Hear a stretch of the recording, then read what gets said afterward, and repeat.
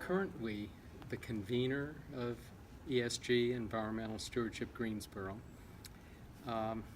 Just a little background on ESG. ESG has members from maybe 25 or more faith congregations in Greensboro.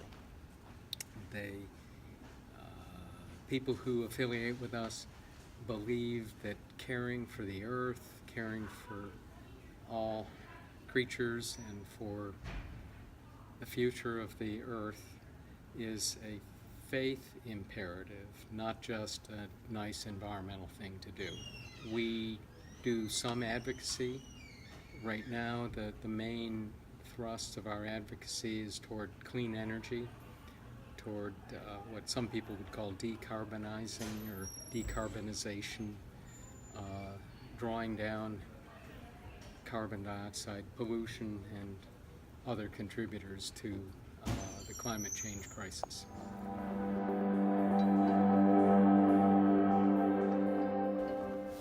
I think there's a growing awareness that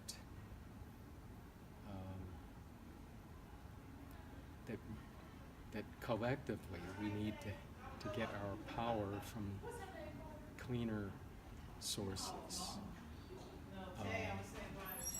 That competes in the public sphere in what goes on around City Council and the County Commission. It's competing with all sorts of other interests. Horrible housing, the serious opioid crisis that's hitting this community and this state and many states. The way police treat people, how police deal with people in encounters. So there's a lot of other things that are competing for the attention of the City Council. Well, with all the competing interests locally, I think it really calls for making broader coalitions and bringing more people into the effort to combat climate change.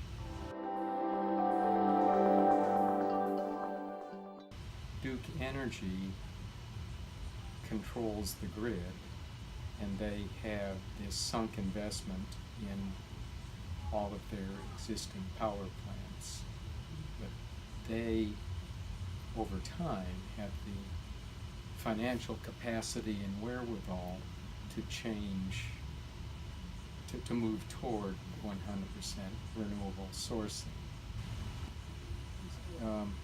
As far as where the leverage is, and this is what our Solar Power Coalition and ESG is working with others, as you know, Sierra Club, among other allies, to push the City Council, to call on City Council to commit to a goal of getting 100% of its energy from renewables. So what we're operating on what some people would call a theory of change, that we can't expect it to come from Washington, the federal government.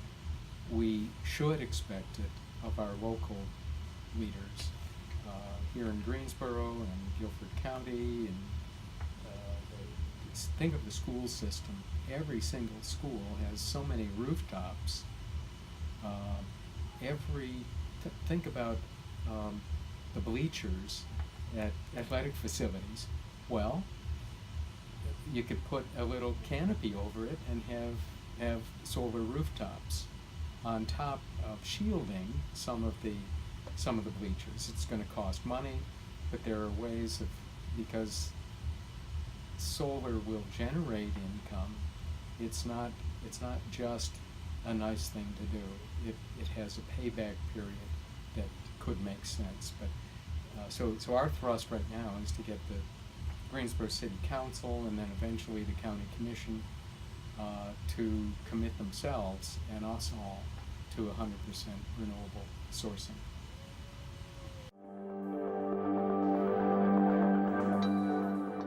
And clean energy will produce health benefits. it should also eventually, over time, produce lower cost ways of getting, of how much your energy costs. We think that that's part of what's motivating Duke and others, that natural gas per kilowatt hour or megawatt is so much cheaper to produce than using coal. And that's just how much does it cost to get the coal from the coal mines to the power plant? How much does it cost to get natural gas from where it's fracked or extracted? So we think that eventually the cost curve will bend toward renewables. It would bend faster if the federal government would use federal tax incentives to make it work faster. But that's, of course, because of the political and lobbying power of coal and oil. That's not going to happen, at least in the current administration.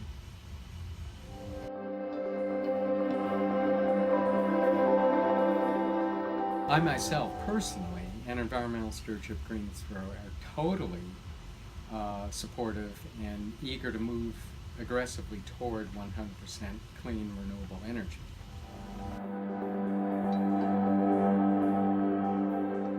But we need to build a broader coalition and to work the streets and to get more neighborhoods and more churches informed and aware, and more businesses on board. We think that the business community in Greensboro has a lot to add by joining corporations like VF that is based here.